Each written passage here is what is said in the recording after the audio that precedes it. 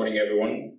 Thanks, Jessica, for the opportunity to present on this laboratory validation. Before I dive deep into the validation data, I really want to provide you with an overview of the principle of the test, and that is the principle of antibody ability, where ability here is defined as the binding strength of antibodies, how antibodies actually bind to the HIV antigens.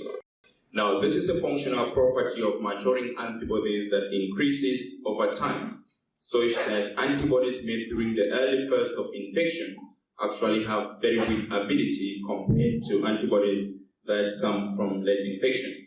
As such, you can use this as a surrogate marker for time of infection. Now, this is the same principle that has been used in the lab assay, and I don't need to convince anyone seated in this room of the beautiful data that we have from the IAS, which have routinely used the lab ability assay.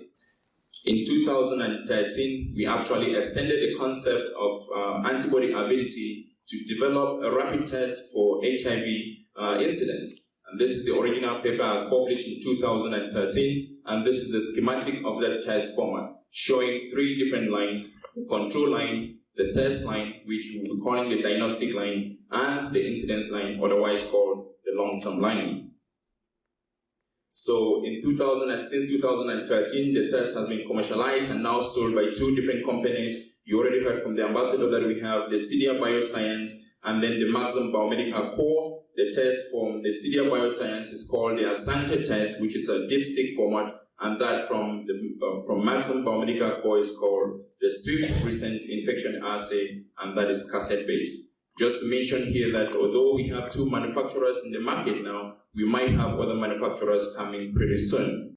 So any successful validation actually relies on the large specimen panel, and we at the CDC have been so fortunate to have well-characterized worldwide panel of specimens that are made up of both HIV-1 and HIV-2, made up of different subtypes, have both recent and long-term specimens that we can use for these validation studies.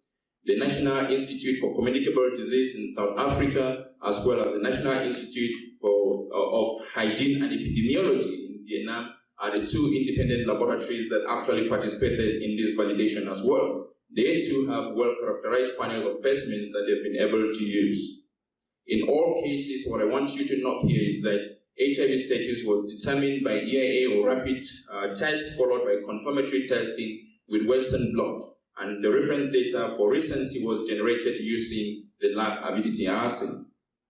These are some of the parameters that were evaluated. We looked at the performance of the diagnostic line. We looked at the performance of the long-term line, comparing it with the lab ability assay. We looked at the mean duration of recent infection, the ease of use, ease of interpretation, reproducibility, lot consistency.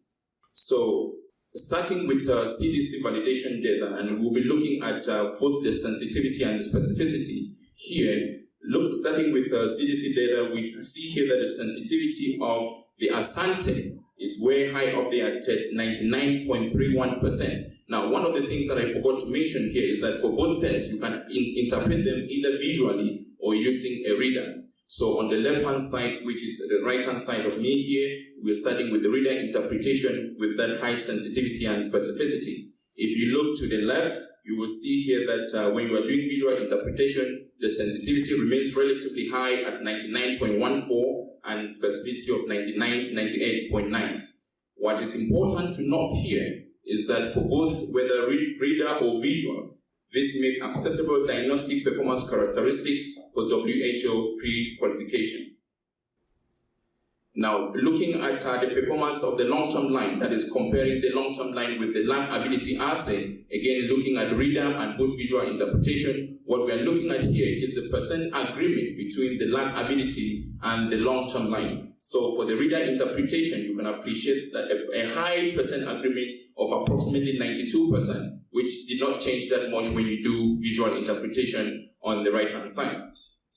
If you were to look at the independent validations coming from NICV in South Africa, again looking at the sensitivity, you will appreciate a high sensitivity there of 99.1%. The other thing to note here is that the NICV actually use only visual interpretation. For specificity, we have specificity of 99.7, and then when you compare the lab ability and the long-term line, again, you see there that the performance or the percent agreement there remains relatively high at 93%.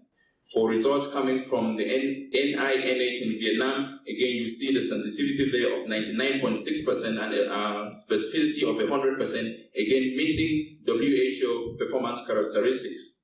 Looking at the performance of the long-term line, you see again percent agreement of 88%, slightly lower than the 92% that we have at the CDC and in South Africa, but still fall within the same ballpark. Now, looking at the other manufacturer, the Maxim Swift, we're looking again at the sensitivity. The sensitivity again here is 99.14 with a specificity of 99.56 for reader interpretation. And for visual interpretation, the sensitivity and the specificities did not change that much. But again, what you have to appreciate here is that it still meets acceptable diagnostic performance characteristics as prescribed by the WHO pre-Q. One thing that I did not mention is looking at the lag comparison between, or the long-term comparison with the lag assay for the Maxim, where that comparison remains at 89%, slightly lower than what we saw with the Asante, but still very high. But what I want to show you here now is looking at head-to-head comparison between the Asante and the Maxim Swift. Again, doing both reader and visual. On the left-hand side, that is shown here graphically, but looking at the 2x2 table on the right-hand side, you see that the percent agreement with the readers remains at about 94%, and visual agreement is about 93%. What this means is that you can actually use the two tests interchangeably over time.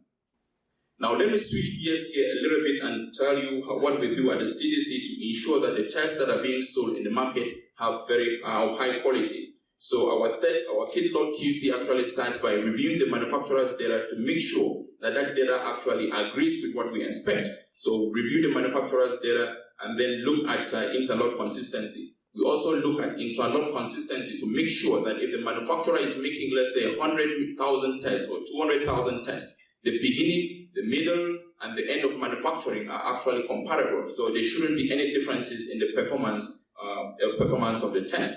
Once we are satisfied with the manufacturer's data, we then ask the manufacturer to send us a few kits to the CDC so that we can do independent validations as well per kit. So when they send us, we then run them through a panel of specimens, 133 specimens that cover the dynamic range of the test. And this is done by at least 2 different people, and then we compare the data with expected data. We also look at interoperator reproducibility. This is just showing you examples from those type of runs. Again, this is showing CDC interrun from the 2 different operators. What we are looking at here, looking at the slopes and looking at the R squared as well. This is looking on the right-hand side, you have interrun concordance, again, looking at the R squared and the slope. This is looking at CDC now versus CDIA. Remember, CDIA is the manufacturer of the Asante. Again, you are looking at the slope here and looking at the R squared. What you see here again is that the two runs agree very well when you look at those different variables for both the long-term line and the positive verification line. In summary, what I've shown you is that performance of the Asante assay is good and similar across the 3 independent labs, that is the CDC, Vietnam, and South Africa. For HIV diagnosis, both Asante and Swift rapid test for recent infection made and exceed WHO PQ requirements, where those requirements are sensitivity greater than 99% and specificity greater than 98%. For both Asante and Swift recency classification are comparable to the lac avidity assay. Reader and visual classifications are similar for both tests, and that Asante and Swift have high agreement rates of 93% for visual testing and 94% for reader interpretation. There will be additional Maxim Swift independent validations which are underway. Remember, I didn't show you any of that data because that data is underway. Now, just to conclude, we do have a system, a robust system in place to ensure test quality moving forward. Thank you for your attention.